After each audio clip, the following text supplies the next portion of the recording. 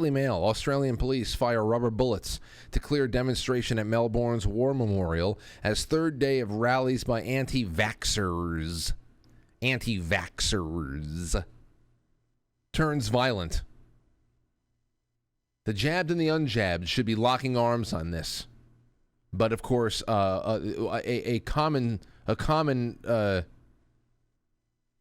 that goes hand in glove with most people who have taken the jab is a certain level of complete brainwashing and being petrified into losing all sense of common sense and all touch of common sense. I know not all.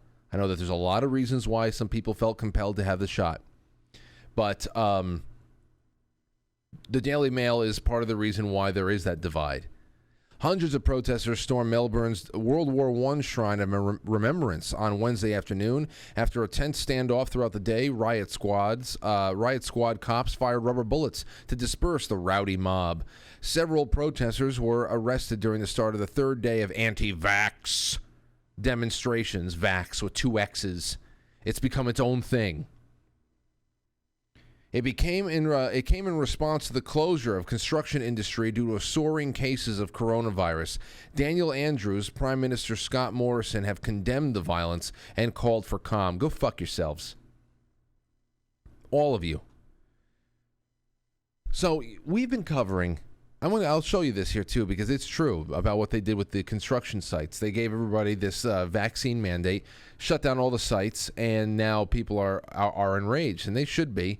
And once you start taking away jobs like that, once you shut down people's lives for real, you cannot work, you cannot leave your house, and you have less and less to your name. You have less and less. You have less to lose. And then you start realizing there's no negotiating with this evil. So we've been covering this terminal phase, the terminal phases of the planned collapse of the West. It goes back many years. It's multi-generational. It's multifaceted. But we're currently have been blessed to be a part of the bioterror portion of our program. So there's no place feeling the squeeze more than Australia right now. No place more. There's a lot of places feeling the squeeze. And it's funny because, whenever there was a rapture date, if there hasn't been one, and there hasn't been one of those in a while, I actually really miss them. I miss them. There was a string of years there from about 2007 to about 2013 where we had a very well-publicized rapture date, end-of-the-world date for one reason or another. Almost yearly. I mean, to the point where people were taking out billboards and they're spending their life savings. Some people killed themselves. I don't know. It was really weird. And it was exciting for me because in my heart of hearts, I knew that the world wasn't going to end, but it still gave us a reason to count down to midnight. New Year's Eve is pretty fun, especially if you're with the right people. But, New Year's Eve is fun when you're counting down in your own time zone. When we're talking about the end of the world, I don't know why anything would be partial to Eastern time. So whenever there was this rapture date, we would always wait until midnight of Judgment Day in New Zealand or the East Coast of Australia. We would watch all those time zones because who knows? We would follow it. It's pretty much like gazing into the future. If the hounds of hell are not loosed upon the people of Australia at midnight their time, then the rest of us are probably going to be fine. Probably going to be fine. But we're peering into the future again, my friends, right now. And this time, as you all can see, things are looking pretty foreboding. Little ominous, because the hounds of hell have been loosed upon Australia. Now, on top of all the Freedom Pass crap and the mandated house arrest and arresting young, healthy people at beaches and the forest and beating parents in front of their children for Facebook posts, questioning anything that the government and their ridiculous, scummy healthcare officials have been putting out there, the state government of Victoria had mandated all construction workers be vaccinated by the end of this week and have now shut down all construction sites. Because they say there's infections going on. Infections. So, and here's some of the reaction. Take a look at this. Unfortunately, they have turned extremely violent.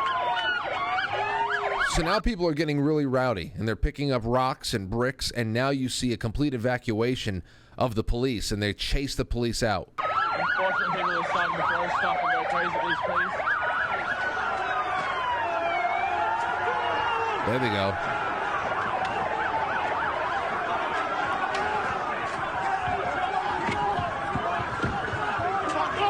And now one cop comes through. There you go. They nearly just run people over. They've just fucking hit people. They have literally just hit people. They've run over people. It's unbelievable what has just broken out. The riot police have jumped out of their cars. They have just run over a few people and hit. So, honestly, ladies and gentlemen, I gotta say, we talk about how, regardless of where you are in the world or where you are in the country, especially here in the U.S., we've said it before. We were talking about it with Chris Ann Hall. Every concession we make, we run out of one more peaceful option to push back on this and make things right. Then again, this is not a spontaneous, naturally occurring disaster. You see, if something, there are times where you have things that just pop up in your circle of friends or in your family. Naturally occurring chaos, misunderstandings, somebody gets sick, everybody panics for one reason or another, and when people get into a panic, we become as dumb as oxen. Dumb. And the more people are in the group who are panicking, the stupider the group gets.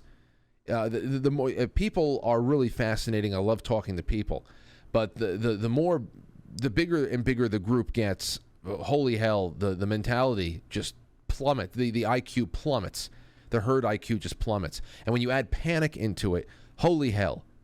And it's hard enough to get through that. But you know that when people are together and something happens in a very spontaneous kind of a way, and you panic a little bit and you get through it, eventually cooler heads prevail and you learn.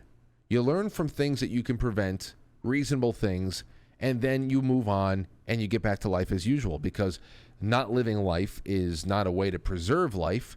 You're dead either way.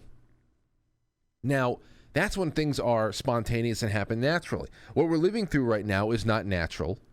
It's not spontaneous. It's all planned. And who benefits?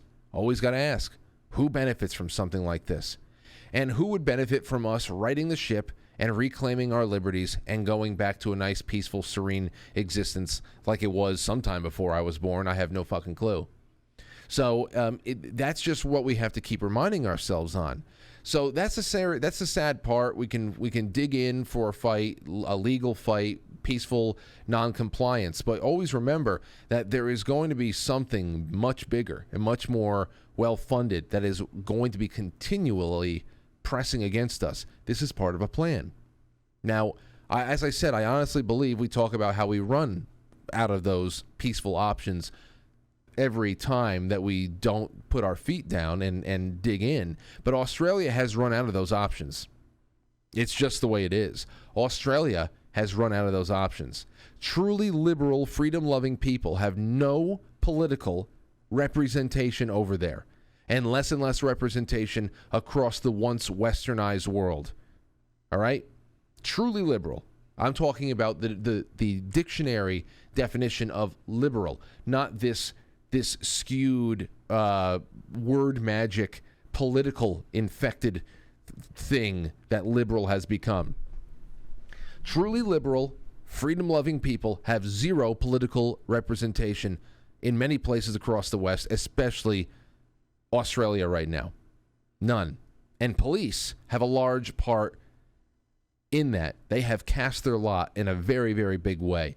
So with every video I see of a mother dragged away by police goons in front of a screaming child, I care less and less about the means. And I think more and more people are going to care less and less about the means. If they want to fight, they're going to get it, and the fight's arriving.